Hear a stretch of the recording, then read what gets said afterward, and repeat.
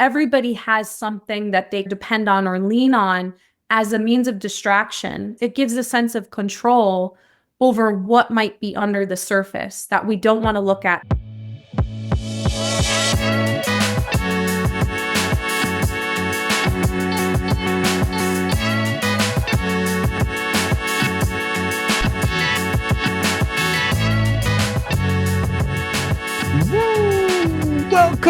Welcome all to your space for everything empowerment. I am your host, Tariq Williams. Not only I am Vision of Hope, but this is a we thing here. This is wearevisionofhope.com. This is the Speak Your Vision podcast. You're the listener. I'm the host. Empowerment is what we do here. So thank you so much for joining us today. And that's right. I did say us because I am not alone, everyone. So I am so excited to just be in a space here of energy and just getting better, improvement, healing, just feeling how you want to feel as an individual and getting to that best level of yourself.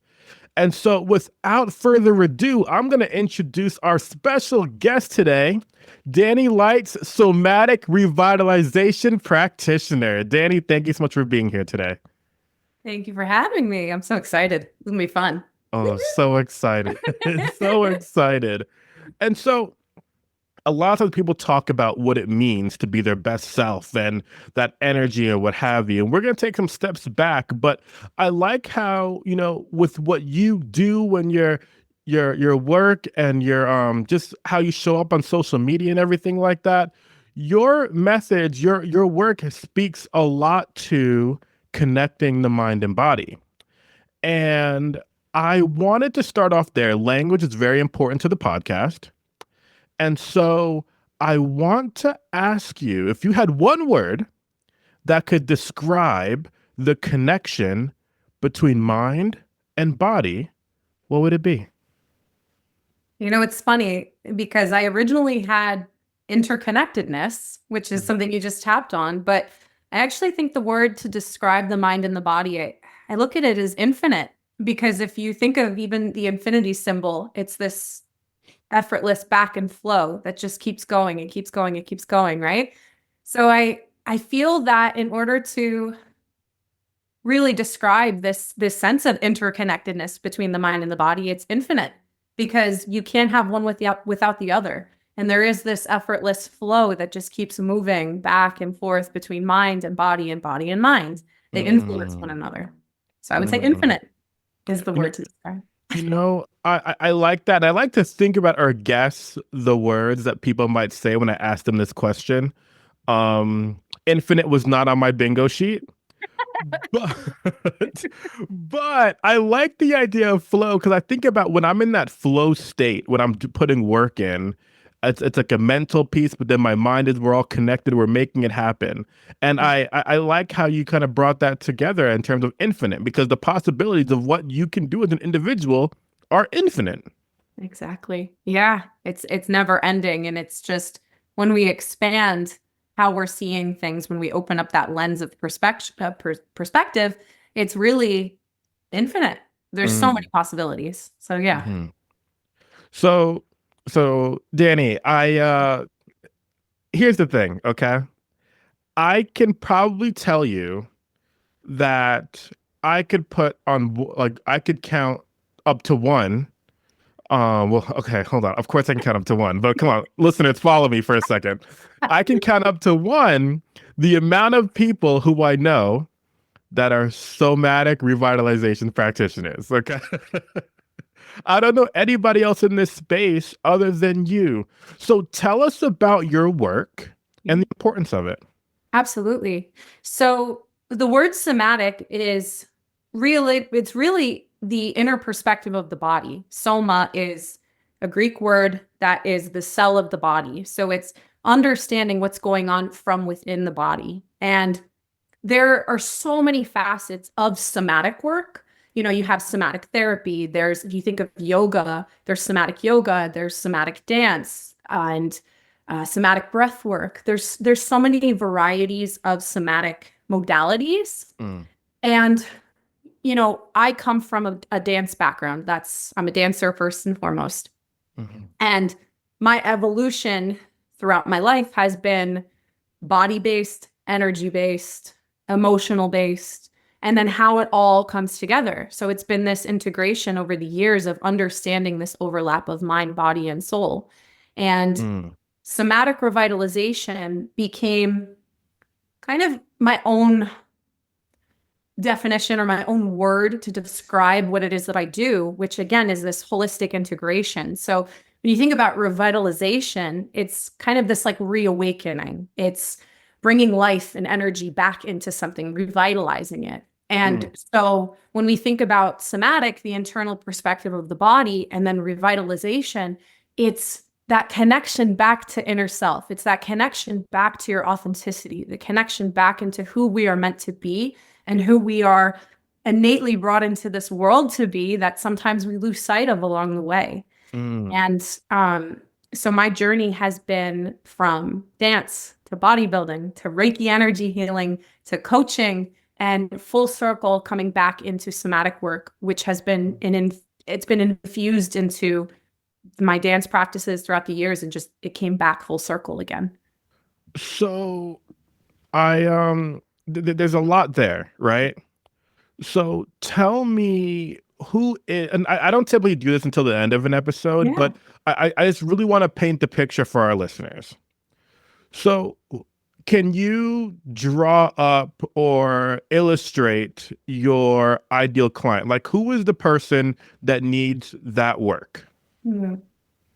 So the person that would need this type of work is somebody that so deeply wants to express themselves in the world, that has all of these beautiful dreams and ambitions and passions, but feels too afraid to share who they are and to express who they are, and not feeling safe in their body in that expression.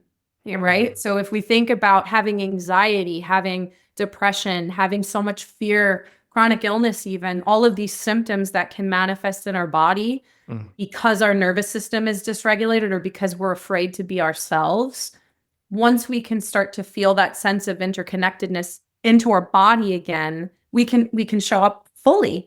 And so those that are really just wanting to step out into the world wholly as they are. And I also love to work with people that are creative as well, that have creative visions, whether they're artists, dancers, singers, actors, people that just want to be able to present their fullest expression of self and empower them to get there step by step through feeling their body again, feeling into their body again. It's interesting. You and I've talked a little bit, and for those listeners who follow along with the podcast, you all know that, as weird as this may sound, my word of the year is failure. Okay. My word of the year is failure because I'm at a place where I understand that I need to be a lifelong learner in what it is that I'm doing. And I understand the fact that I haven't really accomplished anything great in my life without struggle, without failure, without needing improvement and learning lessons along the way, right? I told this story a few weeks ago on the podcast, but I didn't get into the master's program that I wanted to get into. And after that situation, I took a reflection of myself and I said, ultimately it's this. I've been faking it till I made it for a little while now as a blind person. I need to go wherever it is I need to go to make myself better. And so I went to this training center in Louisiana.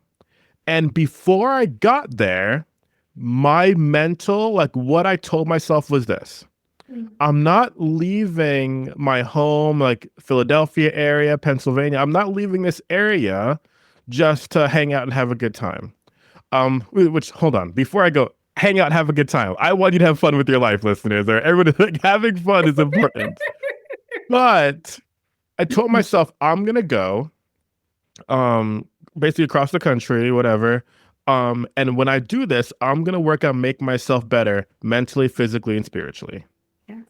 And it seems like that's a lot about what your practice is about. Would you agree? Yes, absolutely. It really is this strengthening of the mind, the body, and the spirit, and connecting them all so they don't have to be separate. And, I think what you just touched on is really interesting and inspiring because, and this is something I work on with my clients as well. And when we talk about failure, it really is a step towards success because when we lose something or we're rejected from something or we don't succeed at it right away, it's often because it's instilling a lesson or it's teaching us something that we may need to learn in order to progress forward. So it never is a sense of failure or lacking momentum. If anything, it's propelling us in the right direction, in the right timing that we need.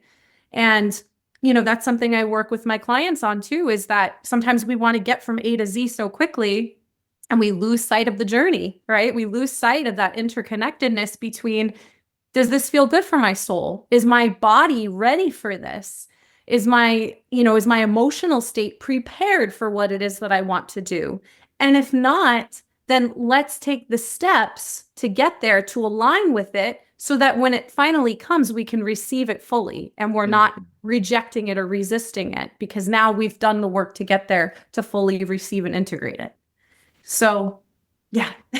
You listening right now, listeners hanging out with us on the podcast, hanging out with Dani and I have a really unfortunate thing to tell you all right now. Okay. Dani's like, what are you talking about, Tariq? This has all been great. I know, I'm sorry, but I have to break some news to the listeners.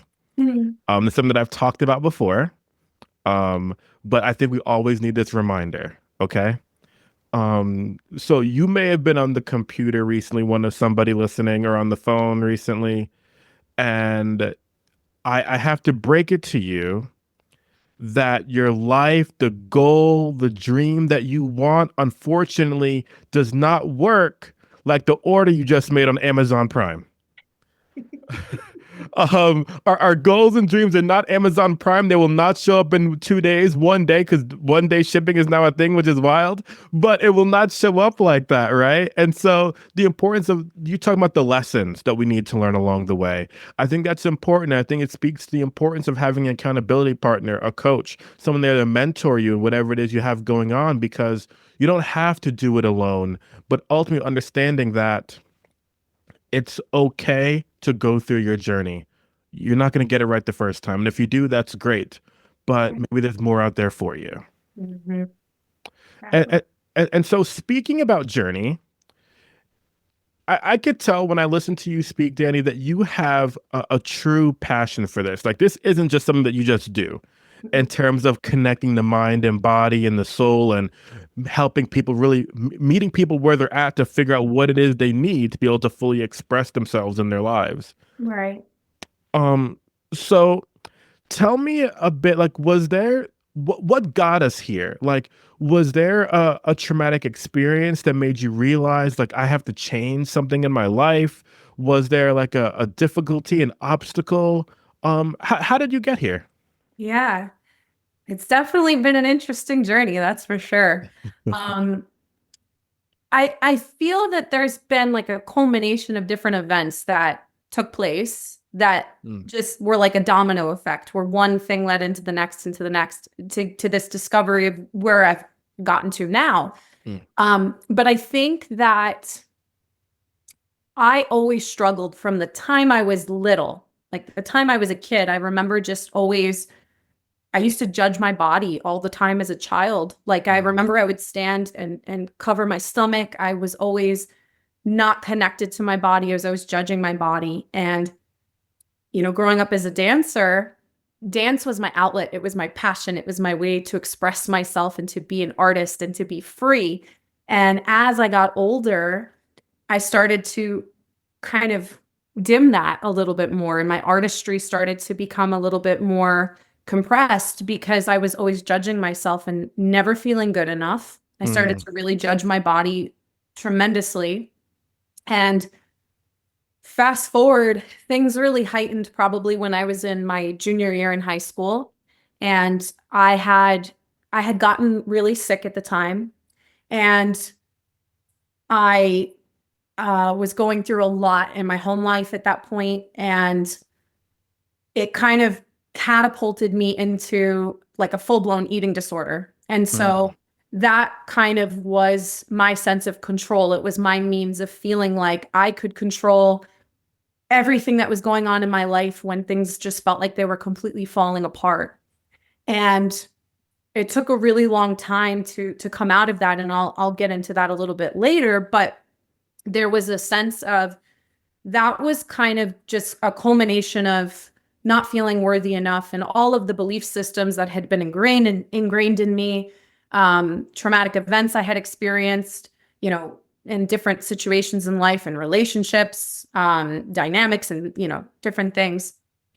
And when I fast forward, when my dad passed away, which is now 8 years ago, when my dad passed away, that was a pivotal moment for me. That was a moment of realizing that there was a lot under the surface that I hadn't really dealt with. A lot of lack of connection to myself. Okay. And I really started to dive into viewing, and we talked about this previously, but like viewing the body through a different lens. And it was no longer this sense of punishment and abuse and, you know, trying to make it look a certain way and fitting into this mold and just abusing through diet pills and laxatives and all kinds of things that were just horrible for my body. I finally started to shift into this idea of what would it look like to be strong? What would it look like to actually feel good in my body and to have energy in my body? And that started, my dad passing was kind of a catalyst. And along the way, I had these really pivotal aha moments. And another moment that I didn't share with you previously, but I think it's important to share, you know, my body was kind of the means, as I said, of control. And there were layers to that healing journey that I really sat with on my own. And I would have nights where I'd come home and I would just sit with the discomfort instead of going towards binging or over excessively working out. I chose to sit with the discomfort of whatever was underneath because I knew I wasn't going to heal unless I sat with what was there. And I had a moment where I remembered, and this kind of really leads into my somatic work too. I had a moment where I remember looking down at my legs and thinking how much I abused them and how much I used to say, I hate them. They're disgusting. I can't stand looking at them. And I put my hands on my legs, and this is going to sound kind of weird or out there, but I could feel how neglected and how sad my body was. Like I could physically feel the internalization of the abuse that I had put it through. And it was almost like, not to get like all deep and like, it gets No, happy. please. Yeah, please. But it was just this moment of like, wow, I have really neglected to feel good in my body and to really honor all that my body does for me. And so that was such a profound shift of how do I take care of you to really fulfill the things that I want to do in life and to really feel good in my body and to feel strong and to have energy and to not feel fatigued and all of these negative aspects. So those were a couple like pivotal moments that really catapulted the journey towards what I am today. So I want us to go back. Yeah. But before we go back, you made me think about something. So there's this coach on Peloton. All right. And her name is Jess Sims. All right. And at the end of every workout, she tells all of her all the people taking her class to say thank you, body. Right. It's not corny or anything like that. She says it's just showing your body gratitude. Yes. Right. For the work that you get to do. You know what I mean? I feel like that's kind of where we ended, but let's go back for a moment because I'll say this. When you're in the eating disorder, when you're in the feeling like you need improvement, when you're in the I'm not good enough or what have you, I feel like that's an interesting space where a lot of people are when it comes to their mental health, which then shows up physically, right? Yes. And then you think, oh, I don't have an eating disorder. You know what I mean? I'm fine, right? But what did it take for you? Like, what was because it seems like there are a few breaking points. I guess, can you bring us into the room a little bit in terms of when you sat down with yourself and you said, I have an eating disorder. There's something Mhm. wrong here. Mhm. Like, tell us about that moment. Yeah. So I think that it wasn't so much the admitting of the eating disorder as it was what was beneath.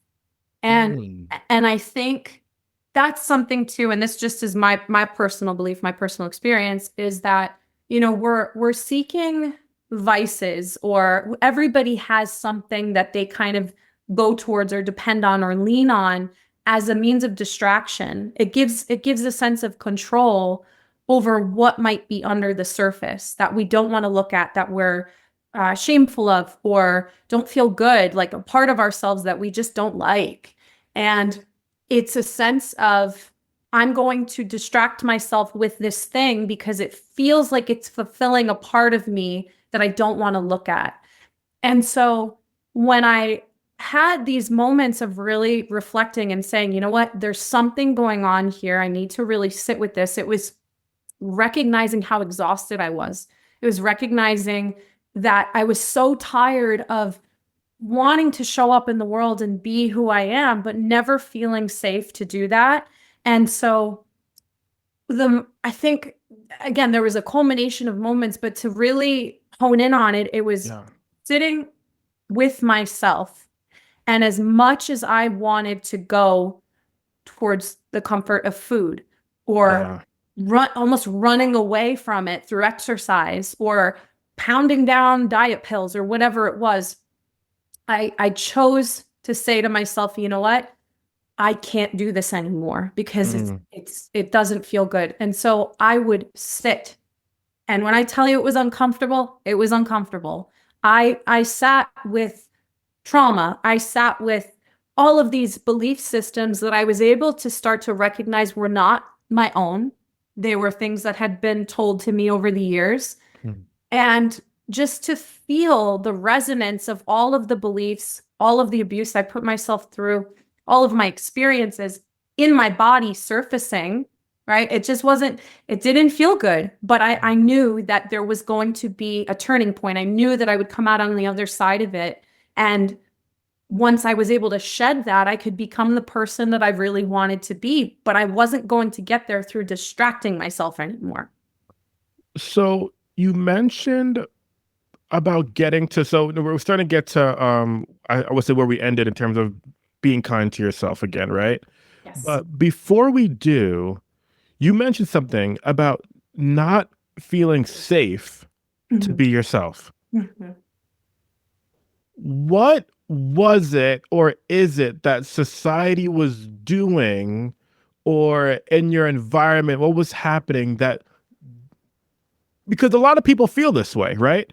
Why Yes. didn't you feel safe to be Danny? Mhm. Yeah, so it is there again, there's a lot of different things that transpired from the Hmm. time I was a kid, and just things I was told, right? And sometimes it can be one small comment that somebody makes that they don't even have malintent behind, but they say it and it sticks in your subconscious mind. And so there was always this sense of feeling weird, feeling like I didn't fit in, feeling like whenever I would want to express myself, I was made fun of for it, like just not being around the right people. And being somebody that's incredibly creative and sees the world in a different way, um, part of it was always being told I was too sensitive. I would Mm, feel things so deeply as a mm, kid. And even still to this day, like I feel very deeply. I am a very emotional person, and I wear that proudly now because it allows me to be more empathetic and do the work that I do and be the artist that I want to be. But growing up, I was always told, you're too sensitive. You're too mm, sensitive. So what that started to tell me is that my feelings aren't valid. If I'm mm, crying because something is impacting me and I'm told it's too much, I start to believe that I'm too much. I start to mm, believe that what I'm feeling is false. Mm. And I shouldn't feel that way, that there's something wrong with how I'm feeling. If I feel angry about something, I can't express that. I can't defend myself. I can't, so all of the years that pass by of this belief, and then our brain looks for validation for that belief. So then we start to get presented with more and more opportunities as we get older that reflect that subconscious belief. So over and over and over, I'm repeating these cycles without even knowing Yeah. why.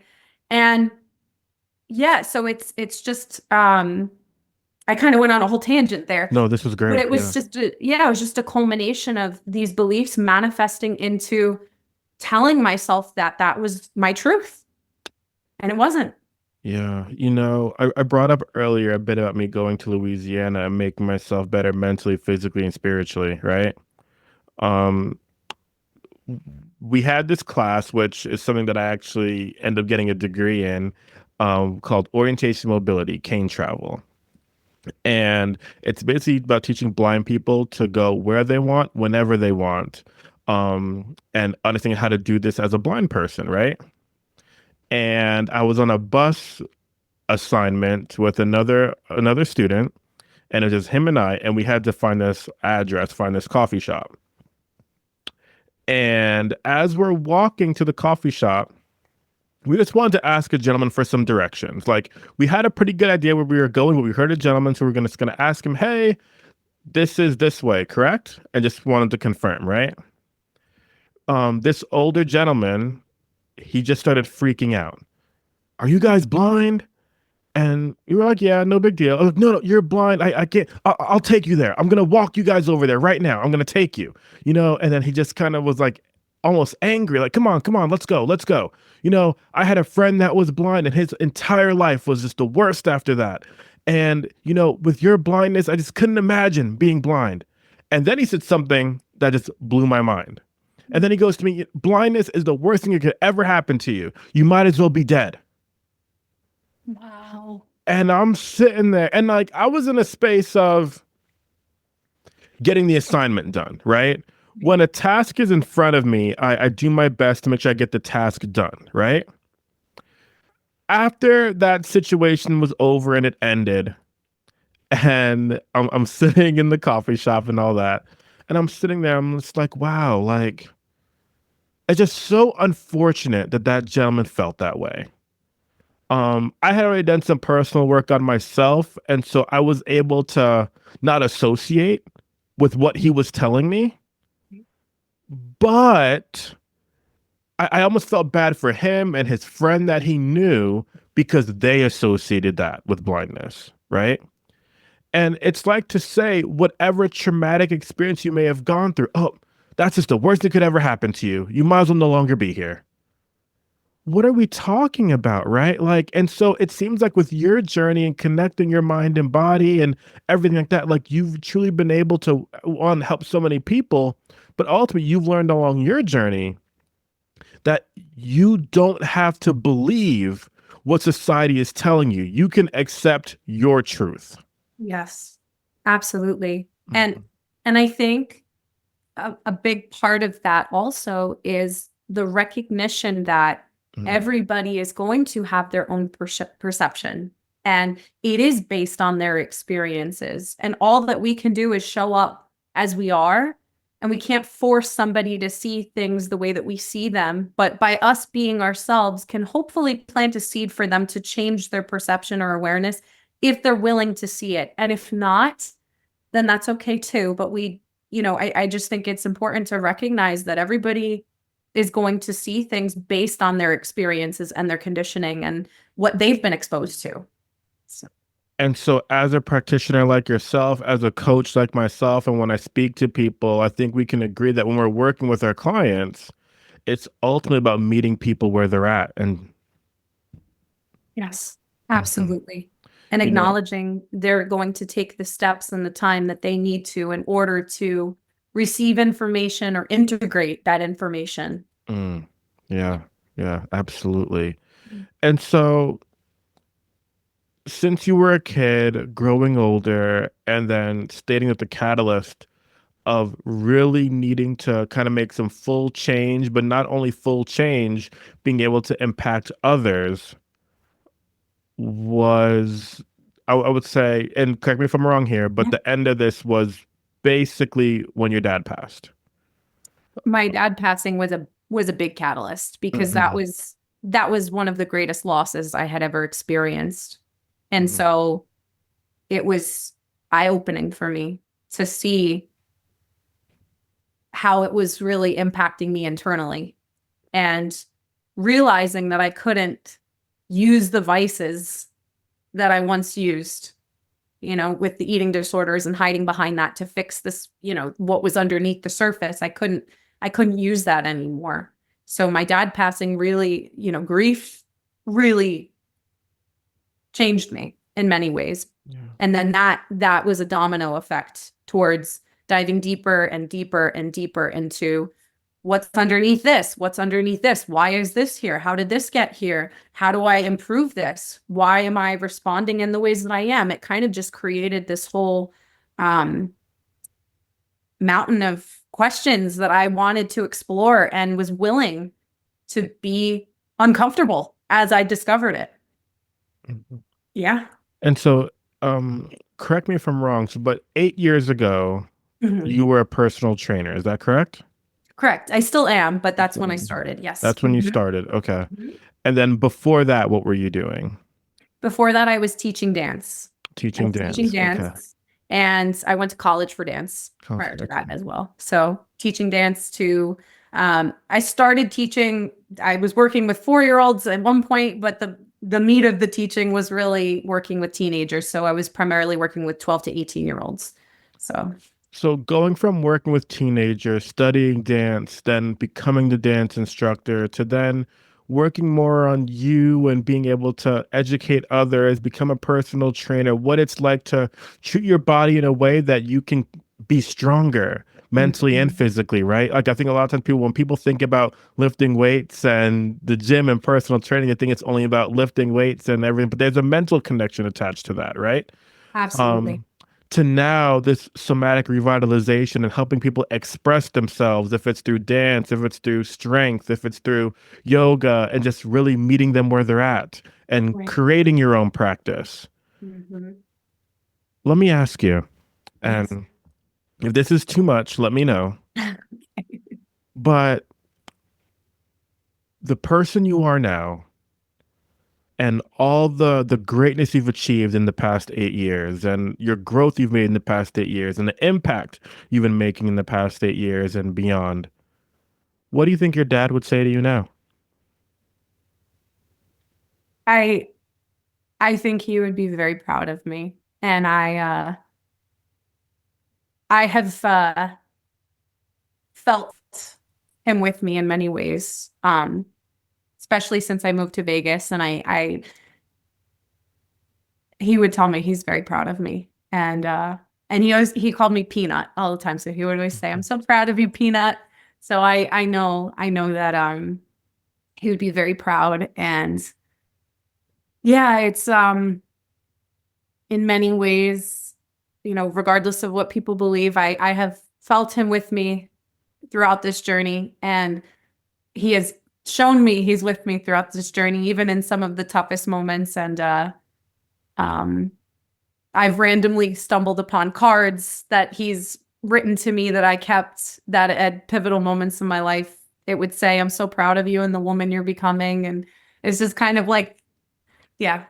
So That's amazing. That's amazing. And through all that and the impact that you're making, that you've been able to make for yourself, I think it's something to be said to one words that I've been connecting with since the podcast has been happening. You said recently was recognition. Mhm. The importance of recognizing who you were, but more importantly, recognizing who you are Yes. Yes. and the person who you want to be. I think it's interesting. I tell my well, I was losing my voice there for a moment. Um, but I think it's important that people understand that, like, I recognize who I was, I recognize who I am, but the person who I want to be or whatever, I'm already that person. I just have to start doing the things that that person would do, right? The only person holding me back in that situation is myself. And when I think about how that connects to the people who we want to be proud of us and everything, I think it just puts us in this, how do I say? I don't know. There's something to be said to being able to just feel connected, right? Yes. Feeling connected with your mind, body, soul, but yet also connected to like your friends and family in a way that nobody else truly understands. Mhm. Just being able to be in that space, right? Um, Society and the world will tell us that we can't do something that's not for us or anything like that. But society doesn't know me better than I know me. Society does not know me better than I know me. And Yes. so you have been able to give these gifts and deliver these services to your clients. Tell me about some of the impact you've been able to have for your clients and connecting with them and seeing some of the changes you've been able to make. Yeah, I've had some really profound, amazing experiences with my clients. I've watched them come in through the door initially, not knowing fully who they are, who they want Mm, to be, being a little bit confused, and some in pain, some in a lot of pain, some getting lost. And this is something I experienced too, getting lost in relationships and then kind of forgetting who they are in the process.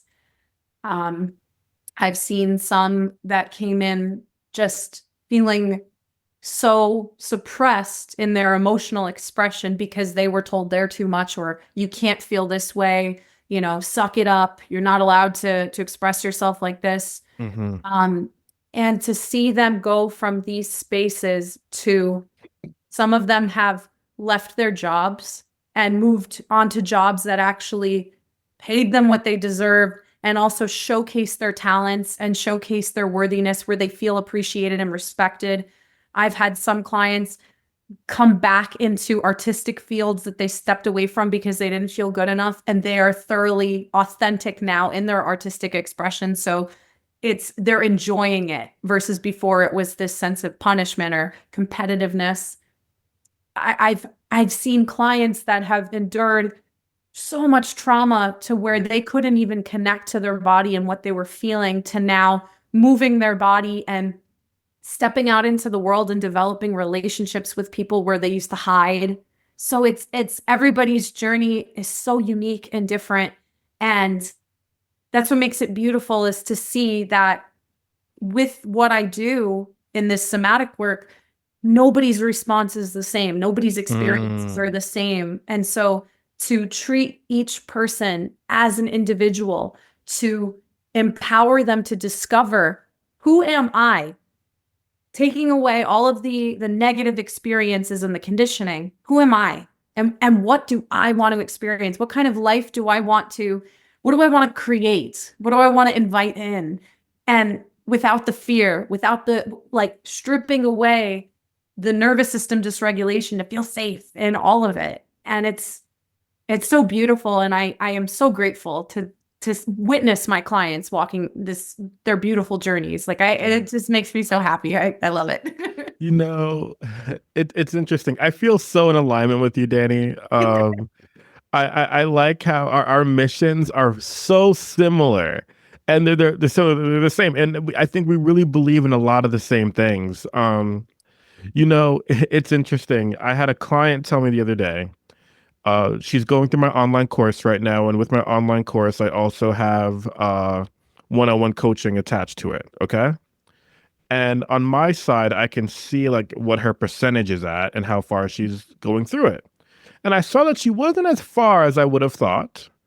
And so we had a one-on-one session and I was talking with her and I said, um, we were just talking and before we even kind of come, I was like, yeah, Tariq, I'm thinking a lot about the questions that you're asking here. And, I really needed to think about the question, who I want to be. And that's part of why I reached out to you, because I really don't know who I want to be.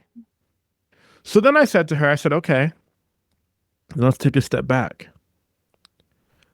because we need to think about what it means to learn more about who you are, who we are as individuals, right? But in that step back, I said, okay, you don't know who you want to be. Well, then think about it this way. Who do you not want to be?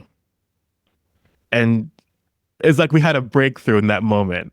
Like she had all the thoughts. Yeah, I can do that. You know what I mean? Who do I not want to be? And I think in that, and we'll see what how it happens as this continues to progress. But it was just really neat to see like the light bulb kind of just go off. Like, Mhm. yeah, who do I not want to be?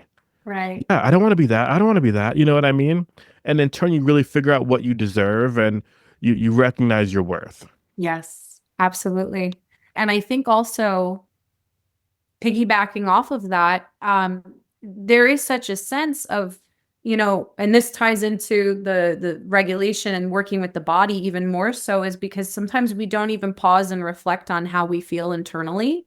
Mm, And when we can realize that if there is a lot of fear, or if those limiting beliefs are kicking in, or if we don't know who we want to be or who we want to become, there is a protection mechanism that's set in place that feels safe for many. And for myself included, I went through it. It's we guard ourselves from, sometimes we talk about the fear of failure, but mm. sometimes we're also afraid of success because we don't know what that Ooh, would look like, right? Because sometimes wow. if we've been conditioned to being used to suffering and being used to struggle all the time, we expect that becomes our norm. So then when it comes to being successful, it's I don't even know what that could look like because I've never experienced it before. I've never had a say in what I want to choose to experience. So as we start to peel these layers back of understanding, what feels good for me? What don't I want to experience anymore? Because that didn't feel good. Then we can start to say, the picture's becoming clearer of what success looks like for me and what alignment feels like for me. So yeah. You made me think about someone. I'm sorry I keep on talking about this, but Okay. in in in the one-on-one course, it's recognize your vision, right? Mhm, mhm. Um, and vision is an acronym. So the first section is before the vision. The second module is visualization, right? And the reason why visualization is so important is because of what you just said, right? And so it's like, I want to visualize my success. You know what I mean? Like, I want to visualize like me winning, what that success is going to look like. Because by the time I'm going out there and doing it, in my head, I'm like, I've already done this already. I've seen the win already. You know Yeah. what I mean? Yes. I know how going back to something you said earlier, I might not be able to quote unquote think necessarily about what it looked like, but I felt it already, and nobody can take away how I'm feeling internally to my win. Hmm. Absolutely. So, when you talked about that internal feeling and actually understanding about who you are as a person internally, I think the world tries to tell us who we are versus us telling the world, right? And then because somebody else is saying it, oh, it has to be true. And so we lose that authenticity piece. And something that you said in one of your reels really stuck to me because everybody talks about the word authentic has become cool to say now, right? Uh, it's Yes. become cool to say. But I really liked how you displayed it in terms of talking about, well, why do we come off as disingenuous sometimes? Look, where does that even come from? Like, why is it cool to be authentic? That should just be a thing. But the reason Right. why it's quote unquote become cool is because becoming disingenuous has become a thing. Yeah. Yep. So, as you are connecting with mind, body, spirit, health, all those things with your clients, I feel like there's a place where you have to understand that it's okay to be you, but yet we want to fight that disingenuous piece. Tell me about where being disingenuous comes from and how we combat that. Yeah. So being disingenuous, like I was saying before, like we create an armor, right? So the thing of it is that, and this ties again into the somatic work, is the way our brain perceives certain things, if we've had a traumatic event or if we've experienced something really horrible, we internalize that and our brain tells us that was dangerous. I was threatened, right? So we go into that fight, flight, freeze response or fawn even, which is our sympathetic response. Mm. When we experience other stressors or triggers in our lives that mirror or create the same sensation, it's how our brain tells us, I'm in danger. So we go back into that same physical internalization to protect ourselves. And so as we get older, we can chronically go into this loop of our body responding in that same way over and over and over, because that's the brain signaling to us, I'm safe. This is how I protect myself. And so when it comes to being disingenuous, a lot of times it is a protection mechanism, because if we've tried to be anything but, we might have been judged. We might have been told, you're too sensitive. You know, you can't act that way. You shouldn't be that way. Or you will be punished if you act that way, right? So we start to internalize those beliefs and we create that armor in order to feel safe. And so that's why when we go out in public and we're around people and maybe we feel that urge where I just want to dance, I want to have fun, I want to be, this person, I want to say this thing, but then also inside it's that reoccurring subconscious belief is saying, don't do it. They're going to judge you. They're going to bully you for it, or they're going to tell you you're too much. So all of a sudden, what do? We suppress and we suppress and we suppress and suppress. And it becomes this chronic pattern and behavior to where we start to disconnect from what feels authentic to us. So even the idea of being authentic, we don't even know what that feels like initially, right? So the recognition of, and I say this to my clients and I shared this in the video too, if you were to have a moment of what would authenticity feel like for me? Is there a moment in my life where I felt really authentic? How did it feel in my body? And oftentimes what people will say, and everybody again has a different experience, but when you think of authenticity, it should feel expansive in your body. It should feel light. It should feel exciting, right? There should be a lot of positive energy associated with it because it's truly who you are. But if there is being disingenuous, we might feel compressed. We might feel stuck. We might feel stifled, right? There's all these different ways in which it can show up, but being disingenuous, but we're creating a mask so that we can match what other people are doing because it's what other people are doing. And being disingenuous is often going to leave us feeling drained and depleted as well. We might leave that environment feeling even more energetically drained than we were going in. Yeah. Yeah. You're making me think about a lot of things right now that and I never necessarily thought about it that way. That disingenuous piece being an armor around yourself in terms of those moments where your authentic self, it wasn't cool enough.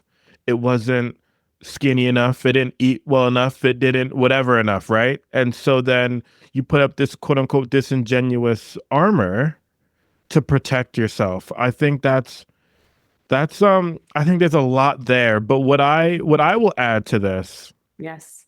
is that when it comes to being disingenuous, and I think about the people that make you feel that you have to be disingenuous, you're in a space around people that make you feel like, oh, in order to fit in here, I need to be this person, not the person who I am.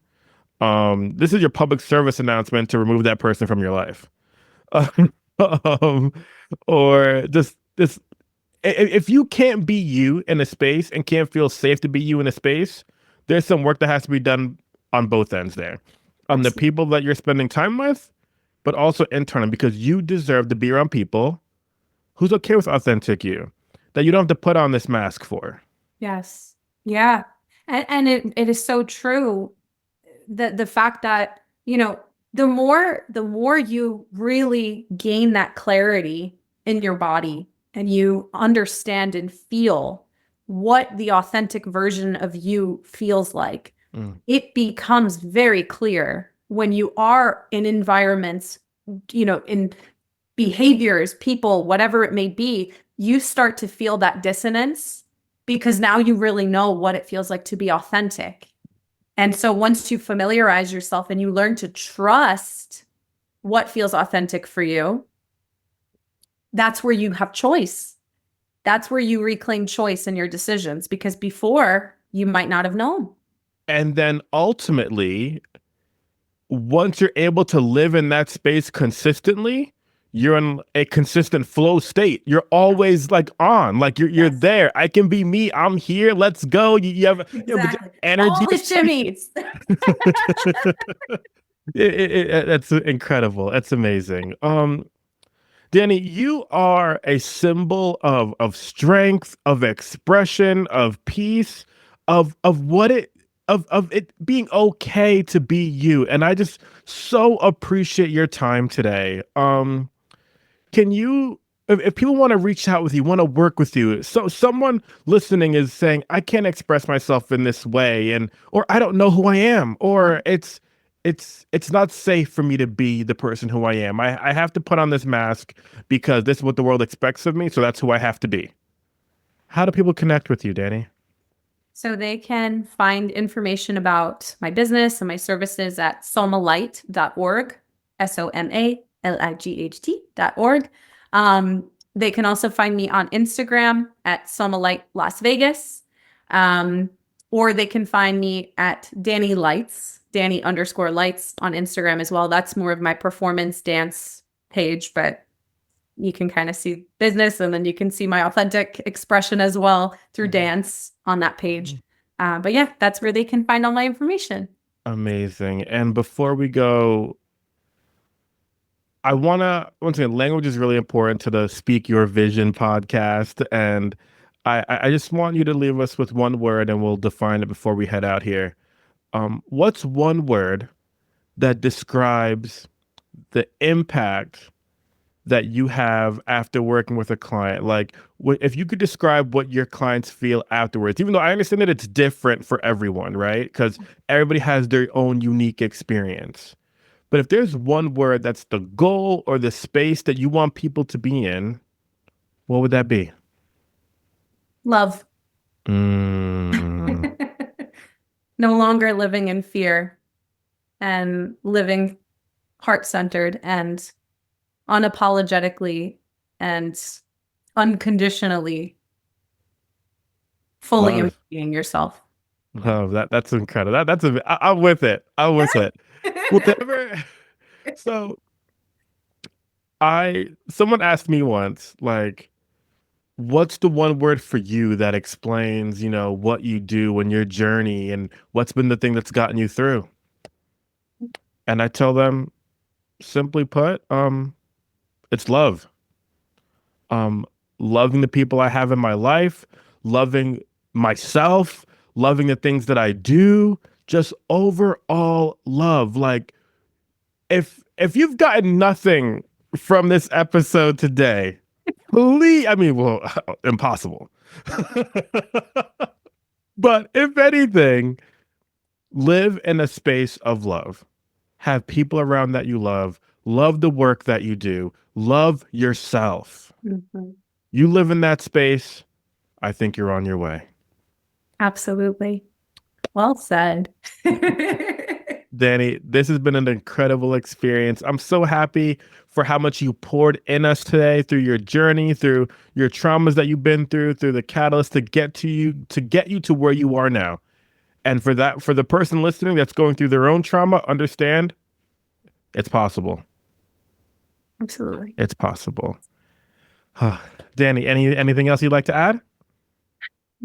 I'm very grateful to be able to share, some of my story. I mean, I could talk to you for hours about all this. So, I'm just grateful. So. We'll have to have you on again, Dani. Absolutely. There's a lot more under the onion. There you go.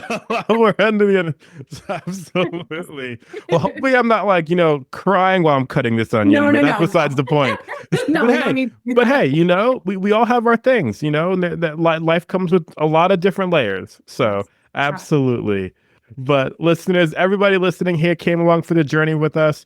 Thank you so much for listening. I hope you were able to live in a space of empowerment once again throughout the Speak Your Vision podcast. We are visionofhope.com for coaching. Check out the workbook, all the one-on-one coaching needs you need for you. Once again, this is your space for everything empowerment. Not only I am Vision of Hope, it's about all of us. We are Vision of Hope. Thank you for listening.